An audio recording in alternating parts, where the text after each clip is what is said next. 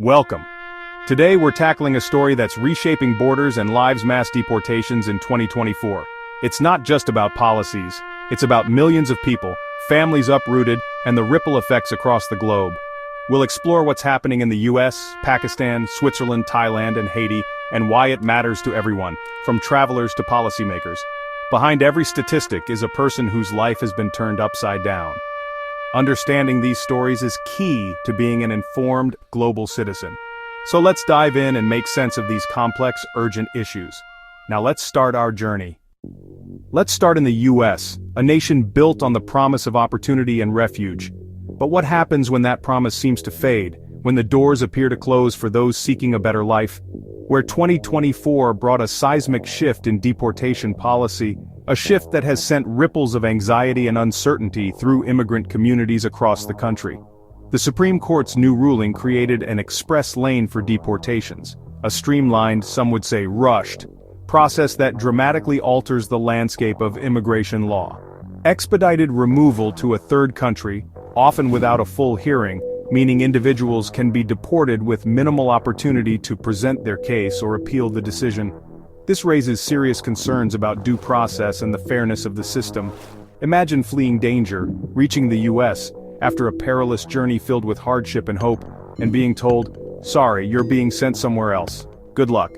A somewhere else that might be unfamiliar, unsafe, or lacking the very protections they sought in the first place.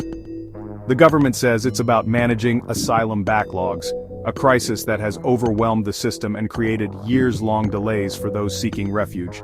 But critics warn it strips away due process and puts lives at risk, arguing that efficiency should not come at the expense of fundamental human rights and the opportunity for a fair hearing. Human rights advocates argue people are being sent to countries where they have no ties, no family, no support network, and no guarantee of safety, leaving them vulnerable to persecution, violence, and exploitation. The question remains, what responsibility does the US have to ensure the well-being of those it deports? This isn't just a legal debate. It's not simply about policy and procedure, it's real families with hopes, dreams, and futures hanging in the balance. It's real fear, the kind that keeps you up at night wondering what tomorrow will bring, and real uncertainty about where they will live, how they will provide for their families, and whether they will ever find a place to truly call home. Now, add the situation for Haitian migrants, a group facing unique challenges and vulnerabilities. For years, many Haitians were protected by temporary protected status after the devastating 2010 earthquake, a humanitarian measure recognizing the extraordinary circumstances in their home country. In 2024, that protection ended, leaving thousands of Haitians in a precarious legal situation. The US declared Haiti safe for return, a statement that many find difficult to reconcile with the reality on the ground. Despite ongoing violence, with gangs controlling large swaths of the country and reports of widespread human rights abuses, political chaos, with a lack of stable governance and a deeply uncertain future, and economic collapse, leaving many Haitians struggling to survive. Tens of thousands of Haitians, many with American-born children, who have grown up in the US and know no other home, were told to leave the only home they've known in years, facing the prospect of returning to a country ravaged by violence and instability. Human rights groups call this a moral failure, a betrayal of the values of compassion and human dignity. Pointing to rampant kidnappings and instability in Haiti, they argue that returning people to such a dangerous environment is unconscionable. Families face impossible choices, decisions that no parent should ever have to make: leave children behind, separating families and potentially jeopardizing the well-being of those left behind, or take them into crisis, exposing them to violence, poverty, and an uncertain future in a country they barely know. In 2024, US deportation is a two-pronged story, a complex and multifaceted issue with profound consequences for individuals and families. A fast-track system that bypasses legal safeguards, prioritizing speed and efficiency over due process and individual rights, and the end of protections for vulnerable groups, leaving them exposed to danger and uncertainty. Both lead to the same outcome: a similar destination for many, regardless of their individual circumstances. Lives uprooted, disrupting communities and tearing families apart, futures in limbo, leaving individuals and families in a state of perpetual uncertainty and anxiety, and tough questions about justice and safety, forcing us to confront our values and consider the human cost of our immigration policies. Now, turning our attention to Pakistan, a nation grappling with complex geopolitical challenges and internal pressures. In 2024, the country initiated one of the largest mass deportations in recent history, a move that sent shockwaves through the region and the international community. The scale of this operation was unprecedented, impacting the lives of countless individuals and families. Over 800,000 undocumented Afghans were ordered to leave, their lives uprooted, and their futures thrown into uncertainty. This mass expulsion has raised serious questions about human rights, international law, and the ethical responsibilities of nations towards vulnerable populations. The official reasons cited by the Pakistani government? Security concerns, a justification that has been met with skepticism and criticism from various quarters. They pointed to a rise in militant attacks, attributing the increase in violence to the presence of undocumented Afghans within their borders. However, critics argue that this is a simplistic and potentially discriminatory explanation for a complex problem. But many observers see it as political maneuvering, a calculated strategy to exert pressure on neighboring Afghanistan. The deportation is viewed by some as using vulnerable people as leverage against Afghanistan's Taliban government, a tactic that has been condemned as inhumane and morally reprehensible. The timing of the deportations, amidst ongoing political instability in the region, has further fueled these accusations. The human cost of this policy is immense. Many Afghans being deported were born and raised in Pakistan, having spent their entire lives within its borders. For them, Pakistan is not just a place of refuge, but their home, the only home they've ever known. They have built lives, formed communities, and integrated into Pakistani society. Now they're being sent to a country in crisis, a nation grappling with poverty, conflict, and a severe humanitarian crisis. They are forced to return with nothing but what they can carry, leaving behind their homes, their livelihoods, and their sense of belonging. Border crossings are overwhelmed, struggling to cope with the sheer number of people attempting to cross. Aid agencies are stretched thin, struggling to provide adequate assistance to the growing number of displaced people. And winter is making conditions even harsher, with freezing temperatures and limited access to shelter and heating. The situation is particularly dire for children, the elderly, and those with pre-existing health conditions. The world's attention is elsewhere, consumed by other crises and conflicts, leaving these people largely forgotten and without adequate support. Families who once had stability, a roof over their heads, and a source of income are now destitute, struggling to survive in overcrowded and under-resourced camps. Children are out of school, their education disrupted, and their futures jeopardized. The long-term consequences of this disruption could be devastating, hindering their ability to contribute to society and perpetuating a cycle of poverty. Their futures erased overnight, their dreams shattered, and their hopes diminished. The psychological impact of this trauma will likely last for years to come. This crisis exposes the fragility of refugee status, highlighting the precariousness of life for those who are forced to flee their homes in search of safety and security.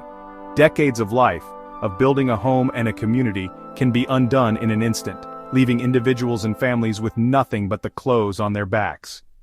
The Pakistani government insists it's enforcing the law, upholding its sovereignty, and protecting its national interests.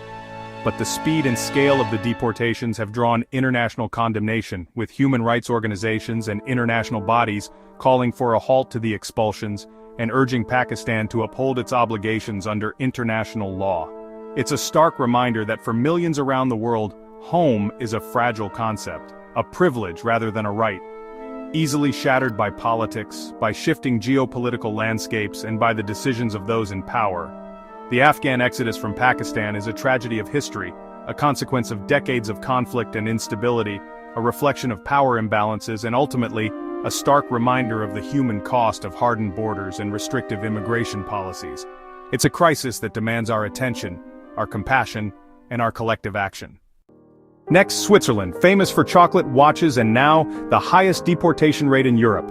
In 2024, Switzerland streamlined its asylum process, making deportation swift and efficient. The government touts this as humane. Better a quick answer than years in limbo, but critics warn that speed comes at a cost. Legitimate asylum claims may be overlooked, and the system risks becoming cold and automated. Switzerland's approach is now a model for other nations, but it raises tough questions about balancing order with compassion. Human rights groups are pushing back, fighting for careful review of each case. For those deported, Swiss efficiency means abrupt endings and shattered hopes. This isn't just a story of bureaucracy. It's about real people, forced to return to danger. Switzerland's deportation surge challenges our assumptions. Even the most peaceful, prosperous countries can be part of this global trend. It's a reminder that immigration policy is never just numbers, it's lives in the balance. Now to Thailand, where 2024 saw a controversial deportation of 48 Uyghur asylum seekers back to China. The Uyghurs, a persecuted Muslim minority from Xinjiang, fled intense repression, only to be sent back to the very regime they escaped. International outrage followed, with the UN and human rights groups condemning Thailand for violating the principle of non-refoulement, never send refugees back to likely persecution. Why did Thailand do it? Likely to appease China, a powerful neighbor. The deported Uyghurs vanished into China's opaque security system. Their fate is unknown, and families are left in agony. Thailand's decision sends a chilling message. Asylum seekers here are at the mercy of politics, not protected by law. For refugees in non-signatory countries, safety is never guaranteed. This case is a stark example of how geopolitics can crush individual lives, and how human rights can lose out to national interests. Let's return to Haiti, a nation grappling with immense challenges and a complex history. We've explored the factors driving migration from the island, but now we must confront the harsh realities faced by those who are sent back. This time we see Haiti not as a source of migrants, but as the country forced to receive deportees, often against its will and capacity. The consequences of these policies are far-reaching and deeply troubling. In 2024, Haiti is in near total collapse, a state of profound instability that affects every aspect of life for its citizens. The situation on the ground is dire, with basic services stretched to their breaking point. Gangs control the capital, wielding significant power and influence and creating an environment of fear and insecurity for residents. Their presence exacerbates the existing challenges and hinders any progress towards stability. The government is barely functional, struggling to maintain order and provide essential services to its people. Political instability and corruption have weakened its ability to address the country's pressing needs, and daily life is marked by violence and scarcity. Access to food, water, and shelter is a constant struggle for many Haitians, who live under the constant threat of gang violence and social unrest. Into this chaos, thousands of returnees arrive, individuals who have been deported from other countries, often with little or no warning. Their arrival places an additional strain on an already overburdened system. Many arrive after years in the U.S., with little connection to Haiti, having built lives and families elsewhere. They are thrust into a country they barely know, facing immense challenges and uncertainties. They're often seen as outsiders, viewed with suspicion and distrust by some members of the local population. This sense of alienation can make it even harder for them to reintegrate into Haitian society. Targeted by gangs who see them as easy prey, vulnerable and without local protection. This makes them particularly susceptible to violence, extortion, and other forms of exploitation, and struggle to find work or safety, lacking the resources and support networks needed to navigate the difficult economic and social landscape. The lack of opportunities further marginalizes them and perpetuates a cycle of poverty. American-born children now face poverty, a stark contrast to the lives they once knew. They are forced to adapt to a new culture and language, while also coping with the trauma of displacement and instability, and danger, attending schools in unsafe neighborhoods and facing the constant threat of violence. Their education and future prospects are severely compromised by the challenging circumstances. Far from the opportunities they once had, their potential is stifled by the lack of resources and support. The promise of a better life has been replaced by the harsh realities of poverty and insecurity. Aid workers and human rights experts agree, the situation is unsustainable and inhumane. They are calling for a moratorium on deportations to Haiti, arguing that it is simply not safe to return people to such a volatile environment. Haiti is not safe for return. The risks are simply too high, and the potential for harm is too great. The government is overwhelmed, lacking the capacity to provide even basic assistance to its own citizens, let alone the thousands of deportees arriving each year. Unable to help reintegrate deportees who are left to fend for themselves in a country facing immense challenges. The lack of support exacerbates their vulnerability and increases their risk of exploitation. This cycle, instability causing flight, driving people to seek refuge elsewhere, often in desperation. then forced return into more instability, perpetuates a vicious cycle of displacement and suffering with no end in sight. Only deepens the crisis, further destabilizing the country and undermining any efforts towards recovery and development. Deportees feel abandoned, stripped of their rights and left to face an uncertain future in a country they no longer call home. Their lives and dreams erased, their hopes for a better future shattered by a system that seems indifferent to their plight. By a policy decision made far away, often without considering the human cost or the devastating impact on individuals and communities.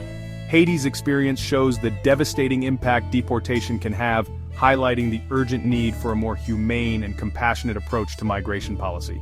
Not just on individuals who are often left traumatized and without resources, but on fragile nations forced to absorb them, further straining their already limited resources and exacerbating existing social and economic problems. So what does all this mean? Deportation in 2024 is a global story of disrupted lives, tough politics, and the search for safety. Behind every policy are real people facing impossible choices. These stories challenge us to look beyond headlines and see the human cost. Understanding migration is essential. It shapes our world and tests our humanity. Thanks for joining us. If you want to stay informed about global migration, subscribe and share these stories. Take care of yourselves and each other.